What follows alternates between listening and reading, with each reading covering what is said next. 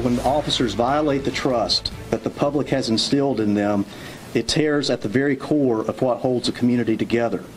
Right now at 6, 15 people, including North Carolina law enforcement officers, are in federal custody tonight. Good evening. I'm Sean Maroney. And I'm Sharon Tazwell. The arrests were part of an FBI sting operation into interstate drug trafficking. WNCN investigates Jonathan Rodriguez is here now with the details. Jonathan. Well, Sharon, they're facing everything from federal drug charges to corruption and bribery. The FBI says it's been running controlled undercover drug operations after they got a tip about law enforcement officers helping transport cocaine and heroin. They vowed to protect and serve, but instead were motivated by pure greed and tarnished the badge they were trusted to carry.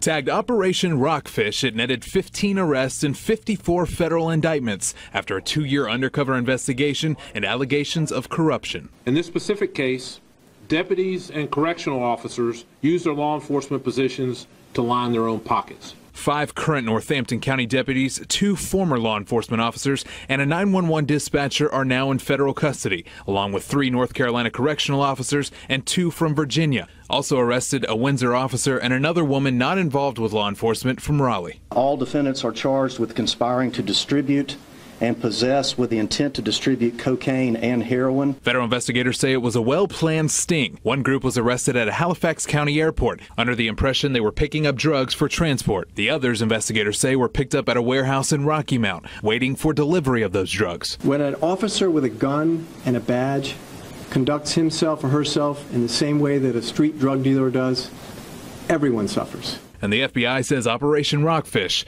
isn't over. We will pursue corruption wherever we find it and whatever form it takes.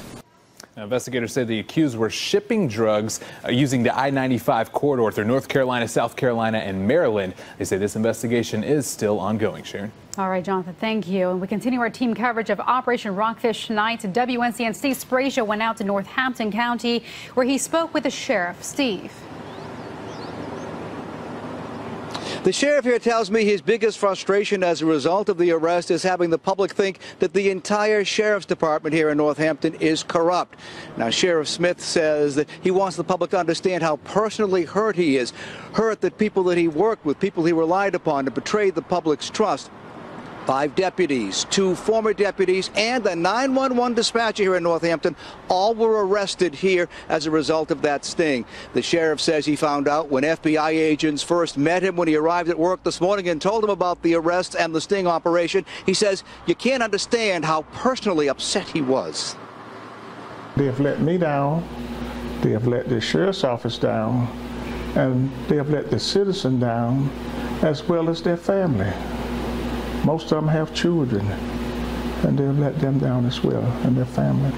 Would it be fair to say that you're terribly disappointed in their actions? Terribly couldn't describe it. Terribly wouldn't describe it accurately.